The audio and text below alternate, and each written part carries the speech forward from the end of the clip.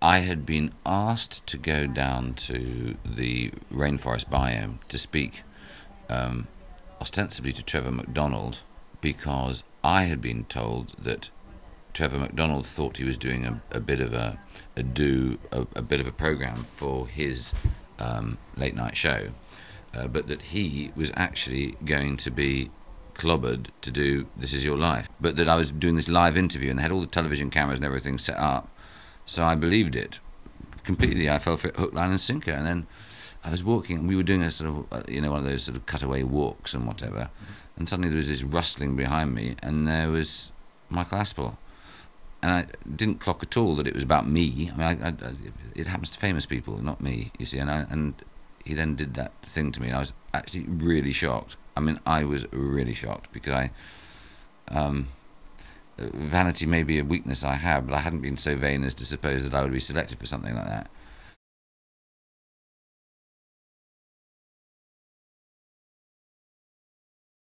No, but it was interesting because I was then introduced to the producer who said that they'd arranged a car to take us to Thames in London because they knew of my fear of flying. And my friend Paul, who was the marketing director at the time, came in and we sort of sat around and I found out who was going up to London in a coach and all that sort of stuff just to be, in the audience and stuff. So I thought no more about it after a cup of tea and got in the car. And we were told there was plenty of time and blah, blah, blah.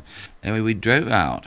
And I was talking to the producer, and she was making a joke about my fear of flying and stuff. And she said, "No, I'm really easy with flying. I love flying," she said. So we go out onto the A30, and everything's going fine. Suddenly, there's a complete traffic jam, and we stay in the traffic jam for maybe 10 minutes, and then on the radio it says there's been a real big smack on the A30, and it's just going to be like that for hours. And she goes ashen. And then the phone goes to her, and she said, "Look, blah, blah, blah, blah, blah." And because I didn't overhear what she was saying really, she says, "We've got to get out of here." But she said, "I've got to ask you something." She said, "I know you're scared of flying, but," she said, "we're never going to get to the show on time. Is there any way, that you'll fly?" So I said, "Christ, under the circumstances, all right, we'll go this time." She said, "I'll sit next to you. It'll be fine." But we then stuck in the outside lane of the dual carriageway, and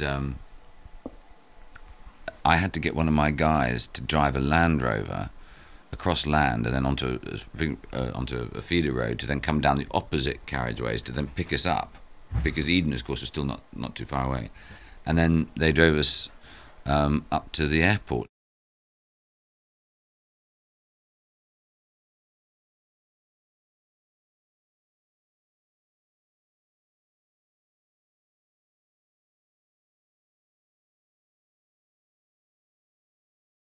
Taken up to the green room. It's now about 6 o'clock. There's a television in the green room. I just turned the television on, and they were, as they did throughout the day, I believe, they were just replaying those images. And the first thing that came up was this picture of the Twin Towers and the plane going into it.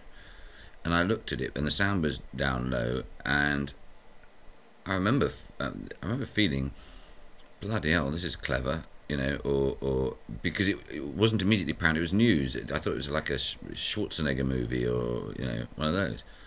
And then slowly I thought, hang on, and turned it up, and of course the story then revealed it. I thought, and then the producer came in, and I said, "You guys didn't tell me any of this, did you?"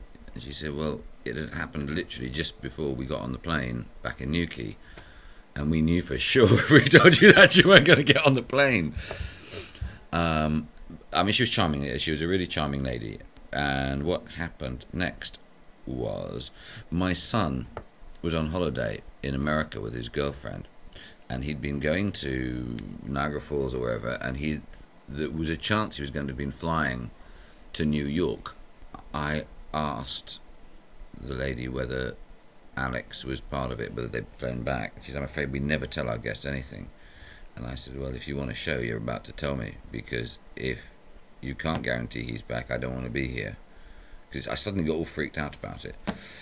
She went out and she came back. She said, "This is completely against the rules, but yes, he's back safe." So I was glad.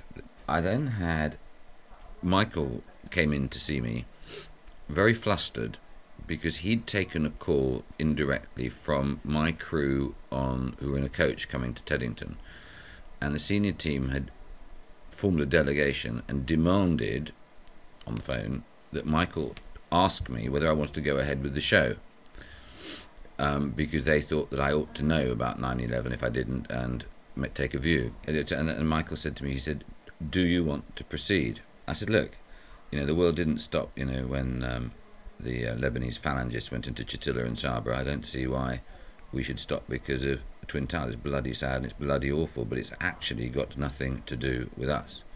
And I said, besides which, people have travelled an awful long way to do this show, I'm sure, so, to actually, you can continue the script for that. So Michael looked a bit relieved. I thought he was a really nice man, actually. He wasn't at all sort of starry or whatever, he just very, very ordinary. The show went ahead and it was lovely. All these lovely people turned up.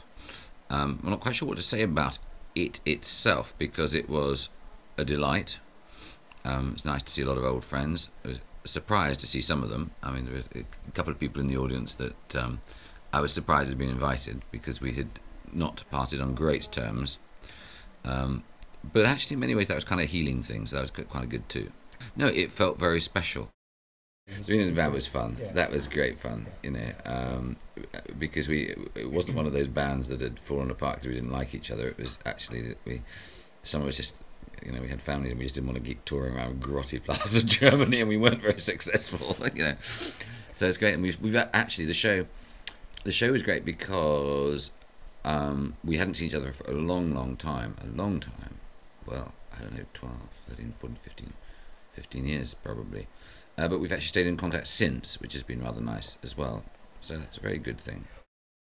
It felt very warm. I mean, warm as in nice warm. I was acutely sensitive to the fact that I'm not so nervous as other people in that situation, and I just wanted to make sure that now there was this show, that the guests who were coming on, I could make them feel as unleaden and lively as possible, and it was really good. It was really good. I remember poor John, my partner from Heligan, came on, and when I was asked to talk about him, I stole the word that he'd rehearsed to actually say about me. He does all the work and I talk about it. It did feel amazing because I did, the only person I knew would eventually come through was Alex. So the others were a delight. So I was as much a participant as anybody else. I didn't feel as if it was being done to me. I felt as if I was, as if someone was just, I felt it was a privilege. I felt it was a delight, because I liked everybody who came through the doors. No, I felt quite emotional about it. I gave them all big hugs as they came through, and afterwards we had a good party, and then went back the next day. So we had a really good sort of family breakfast the following day, which is good because I hadn't seen a lot of my family for quite a while anyway, because my dad lives in south of France and stuff, so it was a wonderful opportunity to get together.